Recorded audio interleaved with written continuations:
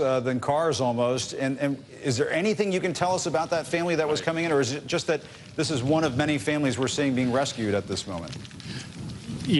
You know, we've been watching them all morning long. These are basically people who thought yesterday they could hunker down in place, and today they called back and wanted to get out. The sheriff has said that that's been the biggest problem. They tried to get all these people out yesterday, but the water didn't rise that much. Now the water continues to rise, and now the people realize they've got to get out. Several of them have gone back trying to get their pets. So you have all kinds of situations going on where you need to have rescue. And the boaters are here, but as I said, Jim, it's a hopscotch of islands that these boaters you can't just drive to one part of the county and suddenly navigate your boat all over the place. It doesn't work that way. You have, you know, isolated pockets and then just water after water after water. It's very tough right now. All right, Drew Griffin, thank you very much. That's it for me. Our coverage of the aftermath of Hurricane Harvey continues with all of our brave teams on the ground. Stay with us.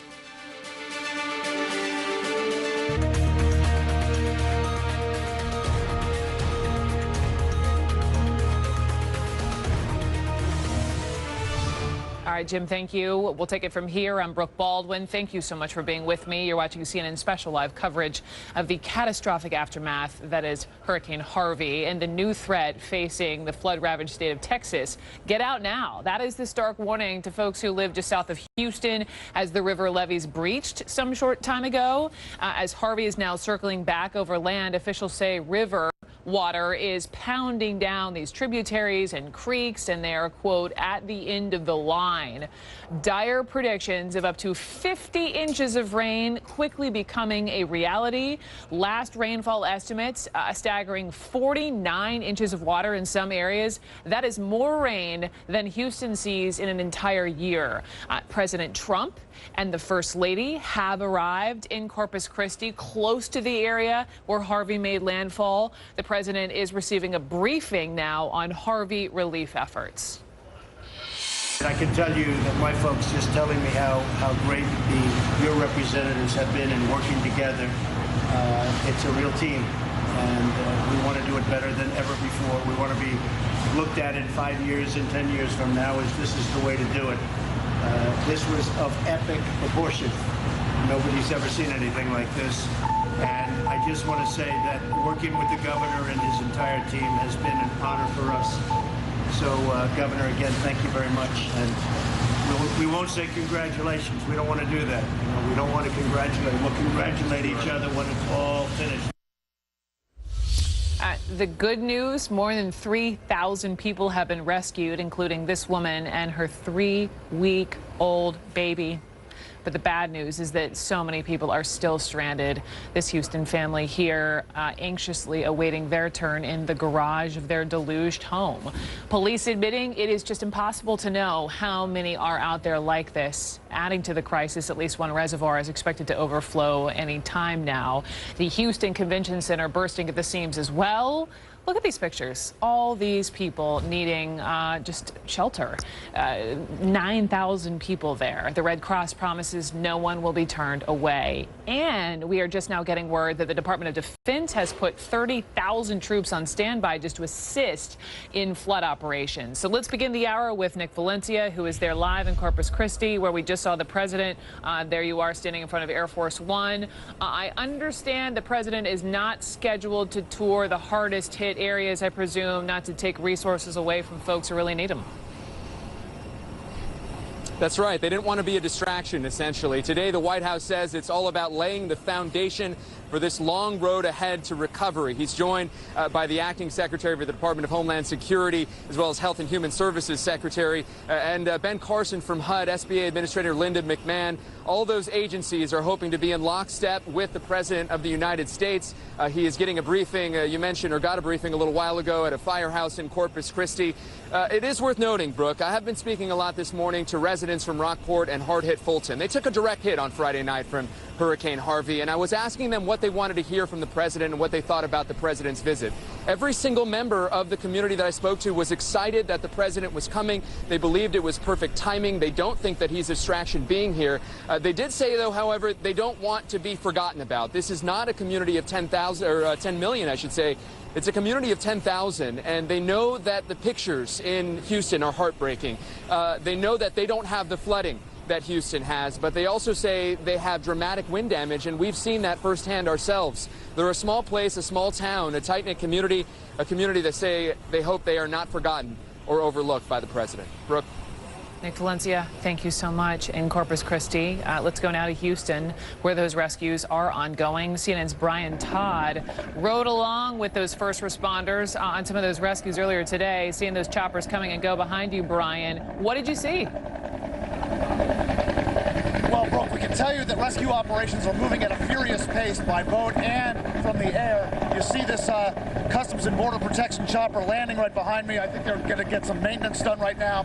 We were riding along with them, as you mentioned earlier. We just landed a short time ago, and I can tell you that they are running these missions rapid fire and really at significant risk to the pilots, the agents, and the choppers themselves. I'll talk about that in a second, but let's show you some of the aerial footage first. This is incredible to see from the air because it really gives you a scope of the devastation. From the perspective that we got, above some of these worst flooded areas in Houston, you can see the flooding really goes on for as far as the eye can see. The flooding goes up to the roofs of some houses. Entire streets, entire neighborhoods are underwater. I mean, forget trying to travel over road on some of these streets. There are roads and highways closed as far as you can see. The aerial views really give you a perspective of the damage. Now, we rescued in 3 different missions in about a course of an hour, Brooke, about 28 people. We landed in a flood-ravaged neighborhood. This customs agents got out, and they basically shuttled people, you know, sometimes from rafts onto the chopper, and then ferried them to either a high school or a fairground nearby. We also were riding in tandem with a Black Hawk helicopter when it lowered a basket on a hoist to take some people up. We were told that in that one operation they rescued 6 people and a dog. So it's incredible the pace at which these operations are going. And one agent told me about just the treacherous conditions they're flying in. First of all, I mean, behind me now, visibility is actually pretty good. It's subsided a little bit, the rain and the fog. But earlier today, when we were up in the air, the visibility was horrible. You couldn't see more than maybe a quarter mile in each direction. The pilot and co-pilot had to constantly communicate with each other and talk about what was to their left, what was to their right, what was just ahead. The driving rain is a factor. Also, Texas is known for a lot of towers, radio and TV towers that have wires that extend from them at a 45-degree angle. So those present hazards to the pilots as well because they've got to fly low enough to stay under the cloud cover. And when you're flying that low, you run the risk of running into a tower, Brooke. So again, they're doing these missions rapid fire. They've rescued hundreds of people. They're going to do it around the clock, and it's being done at great risk to these agents and pilots. Well, what about the agents and pilots? You know, when you talk about the rapid fire pace, and Texas is so grateful for them and they need them, are they able to cycle in and out? Are they getting the rest they need? You know, they're really not. What we're being told is they have about 25 agents manning, I think, 6 or 7 different choppers, and they're working around the clock.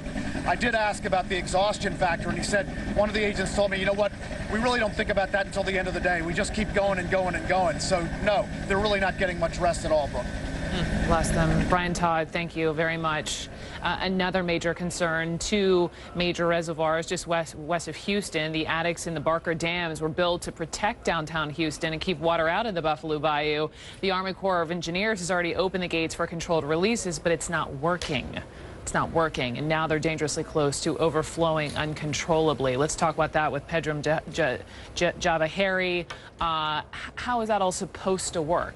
Yeah, you know, it is beginning to overflow now and go right over the top of this dam at its lowest point. That, of course, is a concern when you look at the broad perspective of everything. And with tropical systems, Brooke, when it comes to it, it comes down to 3 elements. Initially, it's that wind speed, the landfall location everyone pinpoints on. Then it becomes a widespread rain event. And then when it's all tapering off, the flooding sticks around. And that is exactly where we are at part 3 of this story. But you go in for a closer look. Here is the Addicks Dam right here. And this reservoir in perspective, it holds about 65 billion gallons of water. Now, you look at the outer edge of it. There are communities, some 7 areas of neighborhoods there that make up some 3,000 structures. They are all beginning to take on water, and as you go in towards this area, the area is indicated in the colors, from about 1 feet to 3 feet underwater in some of these neighborhoods as you look. And of course, it stretches all the way to its northern fringe where you have what is called pooling, or the water reaching the top of this dam in particular. In fact, the highest point across this dam, it sits right around 108 feet, or the lowest area, I should say, 108 feet. The water at its highest point, 108.55 feet. So it's essentially about 6 inches over, and the water is coming down into these communities, and it's essentially going to find its way down into the Buffalo Bayou and eventually make its way in through Houston. So that's the concern as this part of the story remains. And if you look at it, there's Houston right here. It's say about 30 miles or so west of this region, and you go in, there we are with the two dams. In fact, we'll go in for a closer look because these reservoirs, they were built back in the 1970s. They're sand berms.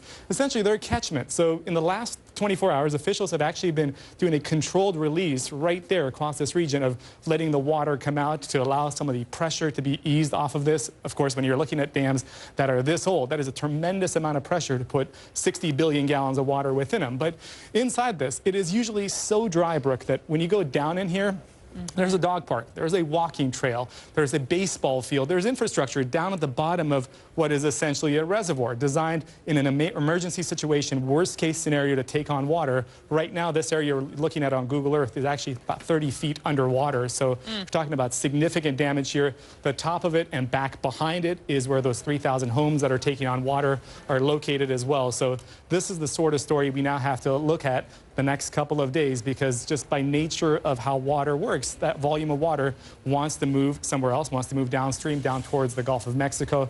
It has Houston in the path of it. So when the sun comes out in a couple of days, Brooke, we're still going to be talking about this and potentially getting worse in some areas with this water moving downstream.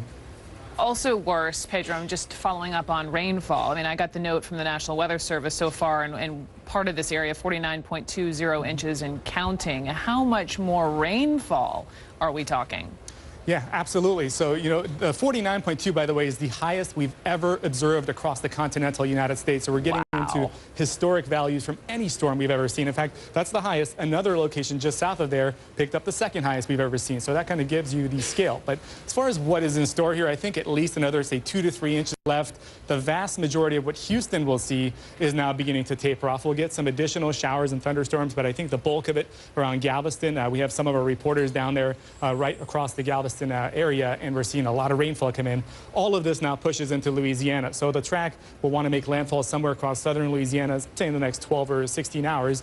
And then it finally does what any tropical storm you expect to do. It catches the westerlies, it takes a ride, and it quickly gets out of here, rains itself out. But our storm, of course, has been stuck across this region because across the western U.S. there's a major heat wave, and that's the high pressures keeping the storm at bay. Glad you mentioned Louisiana. Well, we'll go live to Louisiana in a little bit. Pedro, for now, thank you so much. Thanks for having me. Coming up, we will take you inside one of these emergency shelters where thousands of evacuees are dry and safe, but are now coming to grips with this new reality. What comes next? A live report is coming up. Also, President Trump warns all options are on the table as North Korea fires off another missile, this one prompting people in Japan to seek shelter underground. You're watching CNN special live coverage.